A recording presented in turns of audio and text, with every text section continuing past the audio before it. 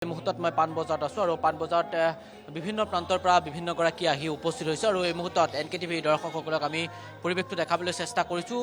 পূৰ্বে যেনেধৰণে পাণবজাৰ বুলি ক'লেই এই স্থানত যেনেদৰে ভিৰ হয়, এইবাৰ কিন্তু তেনেধৰণৰ ভিৰ দেখা পোৱা নাই। হয়তো কিছু সময় পাছতেই ব্যক্তিসকল আহিব, কিন্তু এটা কথা অনুপম দা ক'ব লাগিব যে বিভিন্ন প্ৰান্তৰ পৰা ব্যক্তিসকল ওলাই আহে এই বিশেষ সময়ছোৱাত আৰু যীশুক কাইলৈ দিনটোত সকলোৱে উপাসনা কৰিব আৰু আটক ধুনীয়াকৈ লাইটেৰে সজাই পৰাই তোলা হৈছে আৰু বিভিন্ন প্ৰান্তৰ পৰা ব্যক্তিসকল আহিছে। মই তেওঁলোকৰ লগতো কথা পাতিবলৈ চেষ্টা কৰিম। মোৰ লগত ভিডিঅ' জাৰ্নেলিষ্ট ধনজিত দাস আছে। ধনজিতে পৰিৱেশটো দেখাব।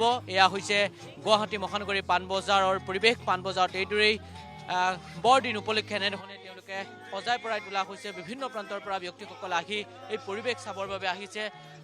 কাইলৈ দিনটোত সকলোৱে যীশুক উপাসনা কৰিব আৰু যীশুক উপাসনা কৰিলে তেওঁলোকৰ যি মনৰ যিসমূহ কামনা সেই তেওঁলোকে বিভিন্ন আশা লৈ যীশুক ভাবে বা তেওঁলোকে প্ৰাৰ্থনা কৰে আৰু তেওঁলোকৰ আশাসমূহ পূৰণ হোৱা বুলি তেওঁলোকে লোকবিশ্বাস কৰে, যাৰ বাবে কিন্তু বিভিন্ন প্ৰান্তৰ পৰা ব্যক্তিসকল আহিছে।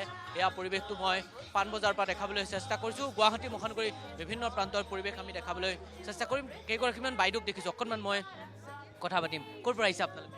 আমি চানমাৰীৰ পৰা আহিছোঁ। খ্ৰীষ্টমাছ কাইলৈ দিনটোত আৰু যীশুক উপাসনা কৰা হয়।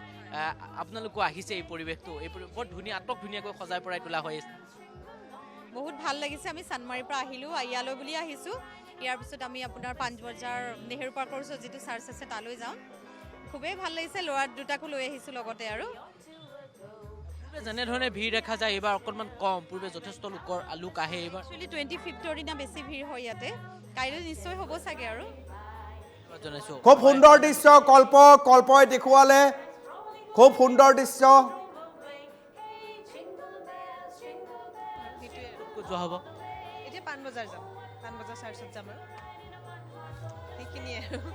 এয়া হৈছে পাণবজাৰৰ সৌন্দৰ্য আৰু ইয়াত প্ৰতিবাৰে 25 ডিচেম্বৰ মানেই ৰং আলোকসজ্জাৰ সমাহাৰ। বহুত বহুত ধন্যবাদ।